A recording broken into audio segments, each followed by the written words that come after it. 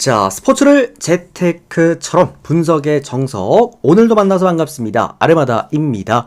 저는 현재 숲TV에서 스포츠 분석 전문 베스트 BJ로 공식 활동하고 있고요. 주력 종목은 NBA와 곧 개막할 미국 축구, 그리고 다음 달 개막할 미국 야구와 일본 야구, 마지막으로 EPL과 EFL까지 이 6종목 조금 더 전문적으로 다루고 있습니다.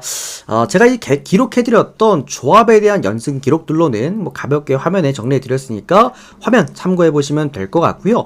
제가 이제 방송 시작한 지가 이제 2년 반 정도가 됐는데, 두 자릿수 연승 승률이 벌써 7개째입니다. 트로피를 벌써 7개나 수집을 해줬고, 뭐 정말 조합 난사하지 않고 단 두 조합으로만 쌓아 올린 이 금자탑 같은 정말 연승이라는 것들 한 번 더 또 전달해 드리도록 하겠습니다. 추가적으로 이제 최근 적중 흐름들 여기 또 잡아 드렸고요. 뭐 지난주 같은 경우에는 통합 7연승부터 주간 5연승, 그리고 승부 2연속 올킬에 주력 몰빵 올킬, 요 주간이었습니다. 주력 몰빵은. 그리고 이제 마지막 경기였죠. NBA 그 전반기 마지막 경기, 요때 이제 올력배대이었는데 나홀로 올킬 또 만들어주기도 했고요. 그리고 이제 어제 같은 경우에는 좀 어려웠죠, 여러분들. 전반적으로 뭐 J리그도 이번 주말 정말 어려웠고 해외 축구도 좀 어려웠는데, 그럼에도 불구하고 어쨌든 2연승 성공해줬고요.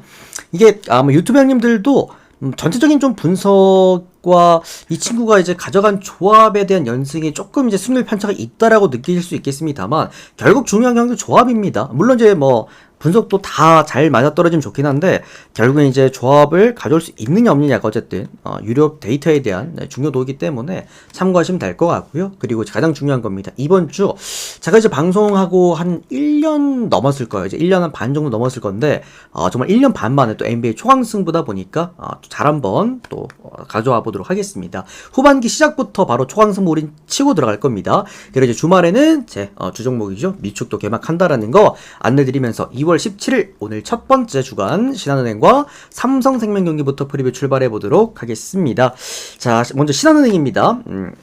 요거 우리 유튜브 형님들도 이제 마지막으로 가장 중요한 겁니다. 아르마다 스포츠 분석 채널에서는 그 어떠한 형태의 사설 사이트 홍보 금지하고 있고요. 반드시 합법적인 이 배트맨 포르토를 기준으로 분석하고 있다라는 거, 허위 신고는 정말 강력한 법적 처벌의 대상이 된다라는 거 한 번 더 전달 드리도록 하겠습니다. 자, 요거는 띄워놓고 요렇게 띄워놓겠습니다. 신한은행과 삼성생명 경기 보도록 할게요. 요거 좀 치울게요. 지저분하니까. 자, 신한은행이 직전 경기 하나은행과의 경기에서 64대 54로 승리를 거둬냈습니다. 뭐 신한은행이란 팀이 사실 상대하기에 좀 까다로웠던 팀은 맞았다고 생각을 합니다. 하나은행 같은 경우도 포스트가 좋고, 어느 정도 신한은행에 이제 야투가 떨어졌을 때는 현실적으로 신한은행이 최근에 좀 많이 좀 버거워하는 경기들이 많았기 때문에, 뭐 제가 정말 다른 의미는 항상 없다라고 말씀을 드리지만, 여자부 스포츠들은 이제 그날그날의 컨디션이 좀 중요한 선수들이 많기 때문에 이제 그런 부분들에서 우리가 명확하게 좀 승리를 예측하기가 어렵다라고도 제가 좀 종종 말씀을 드리지만, 뭐 어쨌든 직전 경기는 뭐 64득점, 여자 농구 치고는 그렇게 적은 스코어는 아닙니다. 좀 적당한 스코어를 좀 보여주기도 했고요. 타니무라 리카가 22득점에다가 10리바운드로 더블을 해줬고, 신지연, 최희샘, 뭐 이경은 다 잘해줬습니다. 여기에다가 홍유순 형들, 어쨌든 얘는 득점이 적어도 됩니다. 결국 얘가 할 수 있는 거는 리바운드, 그러니까 11리바운드를 또 해주기도 했고, 전반적으로 지금 신한은행의 볼들이 다 잘 돌아요. 어쨌든 이제 뭐 감독 대행이 나름 해법을 좀 찾고 있다라고 좀 보시면 좋을 것 같고요. 신한은행이 좀 답답했던 게 이제 주요 선수들 위주로 풀어나가다가 안 되면 외곽 쏴보고 돌아오고 결국 턴오버하고 결국 이런 게 반복되다 보면 패배하는 경기들이 많았는데, 최근에 신한은행의 볼의 흐름은 뭐 훌륭하다라고 조금 준수하다 이렇게 볼 수가 있을 것 같기는 합니다. 삼성생명 같은 경우에 직전 경기 BNK와의 경기에서 63대 58점으로 5점 차 또 승리를 거둬냈습니다. 어느 정도 뭐 팽팽한 경기가 또 이어졌고요. 뭐 삼성생명은 제가 그때 이 경기 제가 프리뷰 해드릴 때 강조드렸는데, 한 선수만 잘하면 됩니다. 배혜연 선수만 잘해주면 될 것 같고 되는 이제 팀이고요. 직전 경기 뭐 29득점에다가 7리바운드 6어시스트, 거의 뭐 요키치였죠. 요키치. 여자 농구에 거의 요키치급 성과를 내줬고, 결국에 삼성생명이 포스트를 지배하는 경기는 질 수가 없어요. 이 팀이 외곽 뎁스가 그렇게 뭐 얇은 팀도 아니고, 심지어 뭐 직전 경기 강유림과 조수아가 둘 다 두 자릿수 득점 다 해줬기 때문에 포스트 구간에서 배희연이 사실상 꽉 잡고 흔드는 신한 삼성생명의 경기는 웬만하면 좀 잘 안 진다, 이렇게 해석 생각하시면 될 것 같습니다. 자, 그렇다라고 한다면 오늘 이 두 팀의 맞대결에서는 이제 어떤 팀이 조금 더 우위를 점할 수 있느냐? 첫 번째로는 배혜연 선수가 직전 경기 BNK를 좀 장악했던 데는, 포스트를 장악했던 데는 BNK 포스트의 약세가 좀 있었죠. BNK가 이상한 전술을 들고 나왔습니다. 어쨌든 BNK 감독도 이제 좀 전술을 많이 따지는 감독이기 때문에 다소 좀 외곽에서 볼의 흐름을 중시했고요. 오히려 포스트 한쪽에다가 배혜윤이랑 맞붙는 것보다도 외곽에서 힘을 먼저 좀 보고 들어가다 보니까 직전 경기 어쨌든 배혜윤이 좀 날뛰는 그런 경기가 있었었는데, 어쨌든 신한은 같은 경우에는 최근에 홍유순이나 또는 타니무라 리카 그리고 최희샘까지도 포스트 라인의 힘 자체가 좋습니다. 훌륭한 팀이에요. 그리고 그 위주에서 외곽에서 신지연, 이경은 그리고 신이슬까지 백코트가 터져주고 있는, 그러니까 전반적으로 신한은행이 조금은 득점이 골고루 나올 수 있는 구조에다가 포스트의 경쟁력까지 있다라고 한다면 딱히 오늘 삼성생명을 상대로 그렇게 밀릴 만한 구간은 없습니다. 여기에다가 어쨌든 키아나 스미스가 빠져있는 삼성생명의 외곽이기 때문에 클러치 상황이나 또는 외곽에서 하드 스코링 자원이 또 없다라는 거, 그런 부분들, 신한은행의 홈 경기이기 때문에 나름 외곽이 또 덜 터지지도 않을 겁니다. 전반적으로 신한은행이 이번 시즌 최다 실점제 1위 팀이긴 한데 삼성생명이 현실적으로는 화력적인 농구라는 또 팀은 아니기 때문에 신한은행 입장에서는 본인들의 단점이 조금은 또 가려지면서 외곽에서 조금 훌륭한 어떤 그런 외곽 포들 좀 기대해 본다고 놓고 봤을 때, 신한은행 쪽 보시는 분들은 오바랑 같이 묶어서 보시면 좋을 것 같고요. 삼성생명 쪽 보시는 분들은 이제 언더 쪽이랑 같이 좀 묶어가지고 보시면 될 것 같아요. 그러니까 은근히 많은 분들이 와, 신한은행 삼성생명인데 삼성생명 쪽에다가 배당을 많이 줬네? 라고 생각할 수 있겠습니다만, 결국 전술 구조 자체가 신한은행이 거의 뭐 동배당을 받아도 이상할 게 없는 그런 전술 차이긴 합니다. 그런 부분에서 이거는 저는 오히려 배당이 조금 더 나은 신한은행 역배가 낫다라고 좀 보겠고요. 뭐 1.5점이긴 합니다만 그래도 조금은 안정감 있게 가실 분들은 뭐 신한 프랜승 쪽 보시면 될 것 같고, 저는 당연하게도 신한은행이 승리한다고 보는 입장이기 때문에 이제 오버까지 모두 함께 한번 보도록 하겠습니다. 근데 요 경기 형들 제가 오늘 뭐 제가 국내 경기를 최근에 잘해요 형들. 국내 경기들을 잘해주고 있고, 또 토요일 주간 경기도 제가 국내 경기로 갔었으면 올킬이었거든요. 근데 오늘, 그러니까 특히나 월요일 여자 농구는 그렇게 제가 권장드릴 만한 경기는 아닙니다. 항상 경기 그 내용들이 지저분한 경기들이 이제 워낙 많았다 보니까 그렇게 막 선호하진 않는다. 참고 정도만 해주시면 될 것 같습니다. 자, 다음은 시리아와 일본 경기 넘어가 보도록 하겠습니다. 이거 아시안컵이고요. 20세 U20. 자, 일단은 일본이야 뭐 축구하는 건 다 똑같습니다. 점유율 위주 또 축구 해주고 있고요. 뭐 근데 이제 일본이 매 경기 이제 그리고 국제 경기에서 꾸준하게 성과를 낸 것에는 첫 번째는 이제 점유율이었죠. 이제 바르셀로나의 그 티키타카 축구를 그대로 끌고 와서 이제 2010년대 초반부터는 티키타카 축구였고요. 이제 그리고 이제 2020년대부터는 일본이 어떤 부분이 바뀌었냐면은 결정력이 많이 달라졌습니다. 그러니까 10년대 때는 주로 미드필더 라인들을 많이 키우기 시작을 했고요. 20년도 때에는 공격 라인을 키우기 시작을 했습니다. 아마 일본이 앞으로 제가 J리그 분석하면서 느낀 건데, 아마 앞으로는 좀 공격 라인에서 성과를 내는 아마 자원들도 유럽에 쏟아지지 않을까. 원래 형들 일본이 보면 수비수들이나 미드필더 라인들은 생각보다 해외로 많이 보내잖아요. 근데 공격 자원들이 딱히 없잖아. 그 이유가 일본이 제일 먼저 컨설팅을 할 때, 그러니까 우리는 처음부터 축구를 이제 기반을 다진다고 놓고 봤을 때는 수비부터 시작을 했기 때문에, 그리고 지금 애들 뛰고 있는 애들이 공격 라인에, 그러니까 결정력이 좋은 애들이 많습니다. 그러다 보니까 일본 입장에서 오늘 경기 무득점 날리는 절대 없습니다. 시리아도 어차피 침대 축구할 거고 상당히 라인 내려놓고 끈적끈적하게 출구를 하겠지만, 사실 뭐 국제 경기나 또는 공놀이의 진심인 일본이기도 하고요. 뭐 전반적으로 시리아가 늪축구를 한다라고 하더라도 문제는 시리아도 수비 라인들이 사실 손발을 맞춰본 선수들이 많이 없습니다. 수비 라인 전체다. 그러다 보니 조직력에 대한 문제를 꾸준하게 이번 시즌 이제 문제점으로 지적되고 있는 게 시리아이기도 하고요. 그리고 시리아가 어쨌든 템백을 쓰는 템백 전술을 갖고 나올 것인 만큼 기본적으로 역습과 롱볼 전술에다가 좀 포커스를 맞춰 놓을 텐데, 일본은 말씀드렸죠 여러분들, 순서가 수비, 미들, 공격입니다. 일본 수비를 여기서 의심하는 사람은 저는 없을 거라고 생각을 합니다. 제가 볼 때 이 경기는 일본의 무실점 끝에 어느 정도 일본이 1, 2득점 이상 해줄 수 있는 경기라고 좀 놓고 보겠고요. 사실 일본을 의심할 수는 없어요. 그런 부분에서 이거는 일본의 뭐 1대0, 2대0 승 정도 보긴 하는데, 이제 문제는 언더오버 라인입니다. 솔직히 3대 0까지는 보이는 경기인데 이게 시리아가 한 골도 못 넣는다라고 놓고 봤을 때는 3.5는 어쨌든 이번 아시안컵에서 처음으로 나온 기준점이잖아요. 보통 2.5였는데 3.5는 일본이 혼자 4골을 넣어야 돼요. 이건 시리아가 사실 한 골 기대하기는 좀 어렵습니다. 차라리 3대1 스코어보다 4대0 스코어가 맞긴 하거든.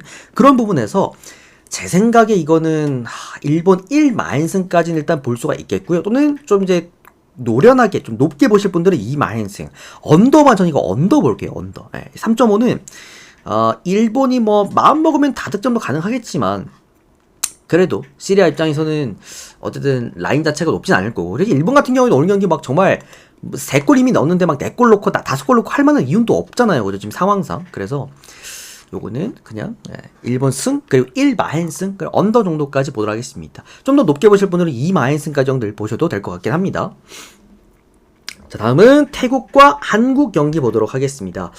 자, 일단은 태국 같은 경우에 직전 경기 일본한테 0대3 패배를 당했고, 이게 그 태국 수비로 감당이 가능한 팀이 아니에요. 제가 말씀드렸다시피 일본은 지금 이제 현대 20년도 때는 이제 공격 라인들을 키우는 해기 때문에 사실 뭐 태국 수비로는 사실 좀 어렵다라고 놓고 보겠고요.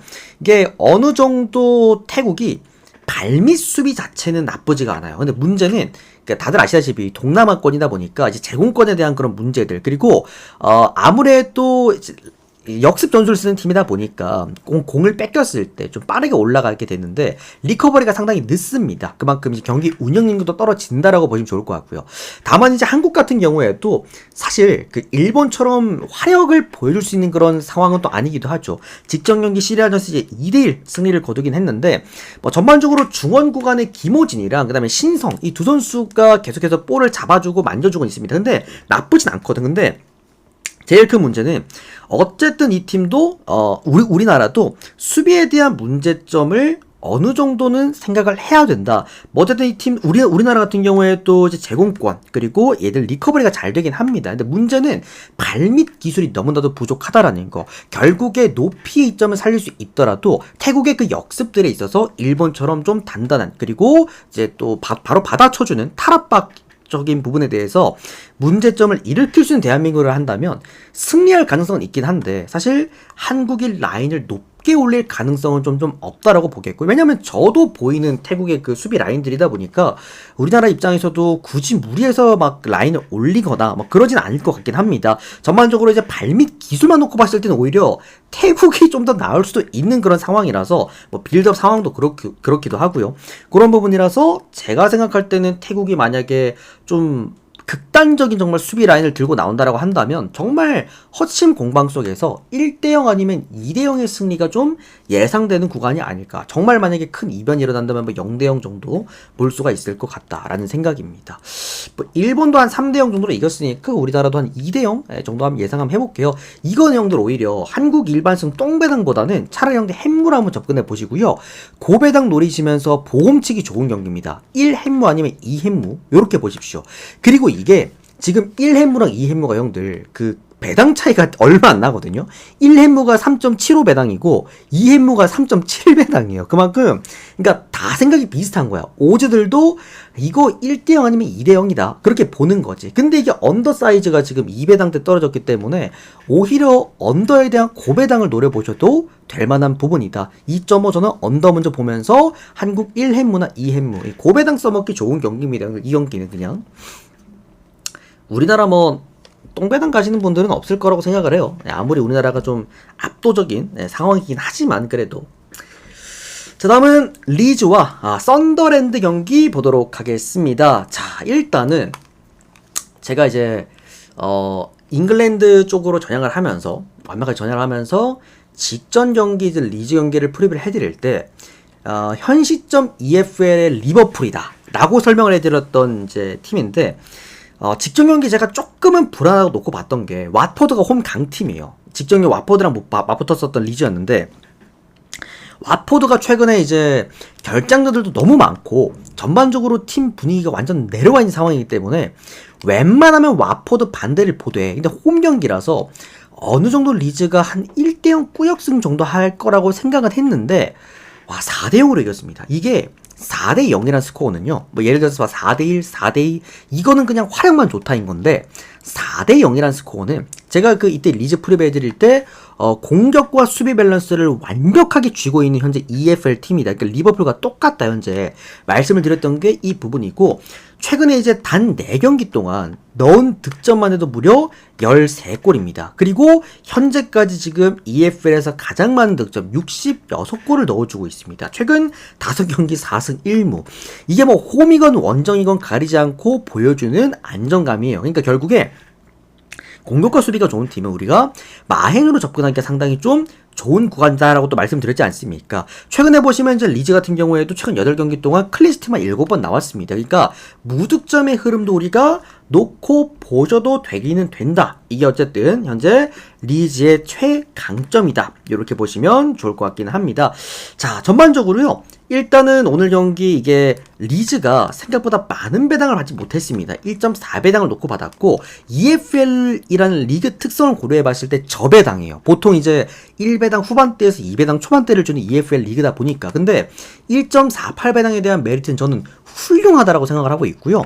언더바 같은 경우에도 이제 오바 쪽으로 한번 보시면 좋을 것 같은 게, 어쨌든 최근에 리즈가 홈 경기에서 이 3연승을 하는 동안 12골을 넣었습니다. 그러니까 평균 4골씩을 일단 넣고 시작을 한다는 것이기 때문에, 썬더랜드 입장에서도 원정 경기에다가 주전 수비수 알레세, 그 다음에 허긴스 둘 다 빠졌죠. 그런 부분이라고 한다면 리즈 입장에서 일단 2골 정도는 우리가 기대해 볼 수 있는 그런 부분이다 라고 좀 생각이 드는데, 근데 이게 형들 조금 애매한 게 뭐냐면, 썬더랜드가 원정에서 좀 기복이 있어. 이게 못한다는 소리가 아니라 주사위가 1 아니면 6이란 말이지. 결국 썬더랜드도 원정 경기에서 뭐 원정이라고 해서 막 라인을 막 내리고 수비 우리 무너졌다고 해가지고 막 수비 스탠백하고 이런 팀은 아닙니다. 전반적으로 이 팀도 좀 화끈하게 원정 경기를 또 하는 그런 임하는 입장이기 때문에, 제 생각에 이거는 리즈가 클린시트 하긴 좀 어려운 경기라고 봐요. 그러다 보니 안정감 있게 가실 분들은 이제 리즈 일반승 정도만 보시면 좋을 것 같고, 그 다음은 차라리 리즈 마인승 가실 분들은 오버가 맞습니다. 그 다음에는 저는 이거 리즈 햇물을 좀 볼게요. 제 생각에 2대1 아니면 3대2 약간 이런 느낌도 좀 보이는 경기이기도 합니다. 그래서 리즈 승 오버, 그 다음에 고배당 보실 분들은 리즈 햇무, 이렇게 좀 보도록 하겠습니다. 다음은 바르셀로나와 라요 바예카노 경기입니다. 그러니까 리즈가 어쨌든 현재 EFL에서 리버풀을 맞는데, 오늘 형들 리버풀 한 꼬라지 봤죠? 리버풀이랑 울버햄튼 한 꼬라지 봤잖아. 2대1 오늘 승리. 햄무했죠. 결국 1햄무했죠. 그러니까 결국에 이제 후반기로 슬슬 접어들수록 뭐 팀들의 동기부여도 좀 생기기도 하고, 슬슬 이제 좀 고춧가루 뿌리는 팀들도 좀 생기기도 하고, 그런 부분들도 좀 고려를 하셔라. 그래서 어쨌든 그렇게 보겠다. 자, 일단은 아이고 또 이렇게 아나 형님 어서 오십시오. 또 499개 또 월말까지 너무 감사드립니다 형님. 확인되셨습니다. 데이터 발송해 드리고 바로 이어서 가보도록 하겠습니다. 추가적으로 형들 계속해서 말씀을 전달을 드리고 있지만, 열혈 들어오셔서 그죠? 제가 형님 요거 방송 끝난 다음에 한번 또 구매해서 보내드리겠습니다. 또 열혈 너무 감사드립니다. EFL, EPL 뭔 말이야?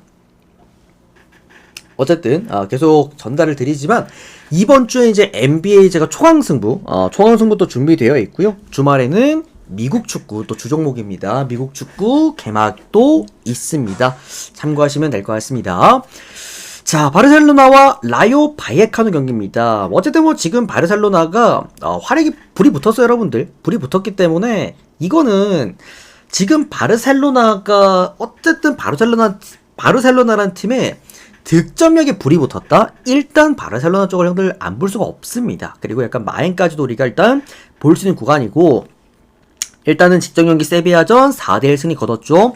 그러면서 리그 3연승 달려주고 있죠. 최근 5경기 동안 바르셀로나가 기록했던 득점이 무려 15득점입니다. 가장 중요한 거는 레반도프스키가 드디어 살아났다라는 거. 여기에다가 하피냐가 조금 더 공격적인 포지션에서 살짝 아래쪽으로 내려오게 되면서 연계 플레이에 가담하고 있다는 거. 결국에 페드리나 레반도프스키나 조금 붕 뜨는 그런 리그 좀 시즌 초반 흔들리는 구간에서 하피냐가 살짝 라인을 내리고 그리고 오히려 야말 구간을 위로 올리게 되면서 이 사각 편대가 조금은 좀 조화로움이 지속되고 있다. 결국에 바르셀로나는 사각 편대 이 공격 라인이 조금 매끄러워졌을 때 많은 득점을 동반하는 그런 팀이기도 하죠. 그러니까 레알 마드리드는 개인 득점, 개인 기량으로 좀 득점을 많이 하는 팀이라고 한다면 바르셀로나 같은 경우에는 어쨌든 간에 이 앞선 라인에서 볼이 얼마나 유연하게 돌 수 있느냐 요게 핵심인 그런 팀이기 때문에 또 최근에도 수비력도 상당히 또 많이 올라와 있는 그런 이 모습들. 일단은 뭐 바르셀로나 팬들은 이제 어느 정도 아시겠지만 쿠바르시라는 자원이 들어오게 되면서 나름 그래도 이제 수비 라인 조금은 안정화가 이어졌죠. 그러니까 원래는 이 팀이 경기 운영에 대한 문제점을 지적을 했잖아요. 항상 2대1로 이기고 2대0으로 이기고 있다가도 막판에만 한 골 내주고 많이 부러뜨리고 약간 이런 느낌이었지만 최근에는 그래도 끝까지 좀 잘 해주고 있다. 호흡도 사실 뭐 마르티네스는 나쁘지도 않기도 하고요. 전반적으로 이제 골키퍼 라인이 살짝 조금 문제긴 합니다만 어쨌든 오늘 경기 바르셀로나가 홈 경기에서 크게 라요 바이카노를 상대로 문제점을 일으킬 가능성은 없어 보인다라는 거. 그리고 오늘 테오 슈테겐은 일단 결장 확정입니다, 여러분들. 테오 슈테겐은 오늘 못 뛰게 될 것 같다. 그러다 보니까 오늘 슈제츠니가 또 골키퍼로 나올 수 있을 것 같긴 합니다.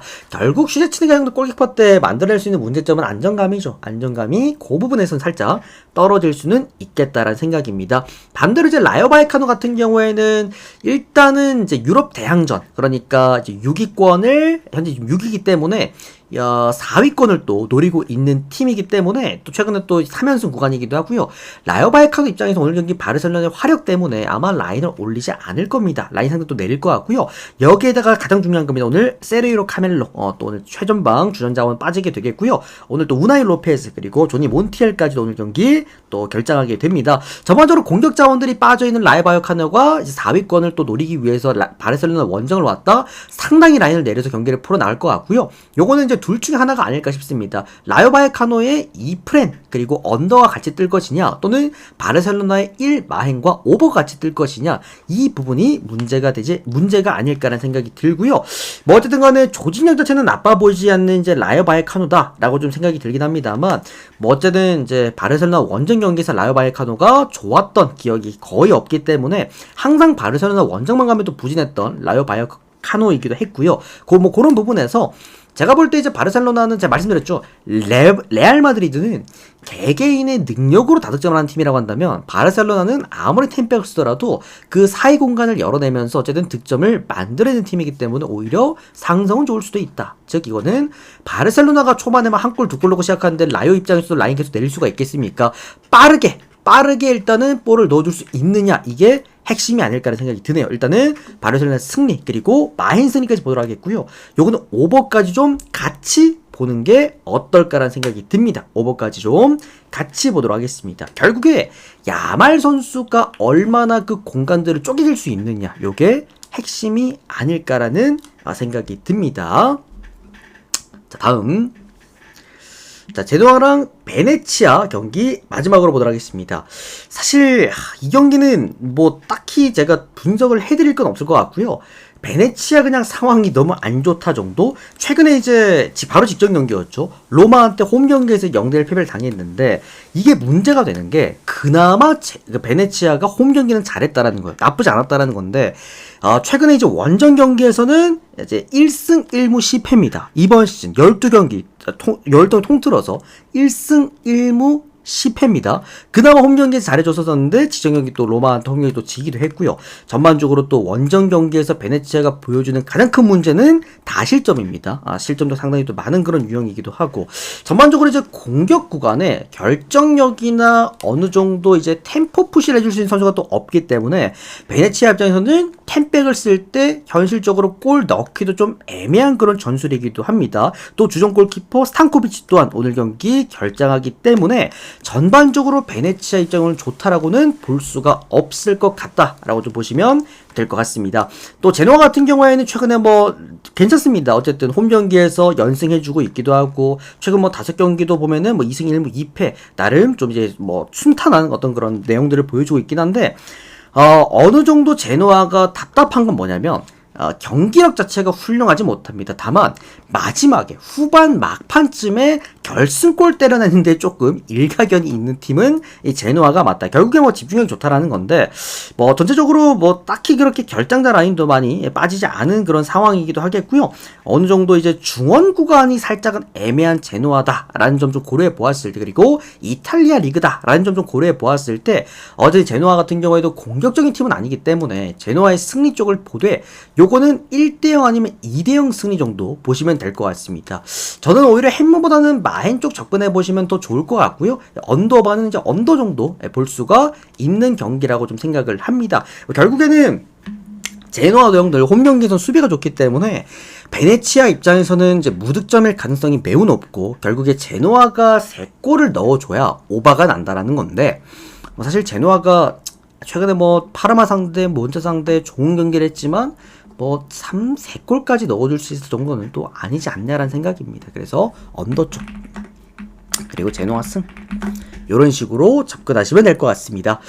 자, 일단 요까지 총 6경기 프리뷰를 깔끔하게 끝 맞춰 드렸고요. 일단 빠르게 유튜브 영상 올려드리고 이어서 전체표도 한번 공개해 드릴 테니까요. 우리 숲TV 형님들은 딱 12분만 추천수 좀 더 눌러주시면 제가 전체표 띄워드리고 그 다음에 좀 라인 한 번만 정리해드리고 마무리해보도록 하겠습니다. 유튜브 형님들도 데이터 필요하신 분들은 여기 아르바다 7777 카톡으로 연락해주시면 될 것 같고요. 숲TV 형님들은 여기 맞춰가지고 후원해주시면 될 것 같습니다. 도움되셨다면 좋아요 한 번씩만 부탁드리겠습니다. 우리 유튜브 형님들 오늘도 시청해주셔서 고맙습니다. 감사합니다.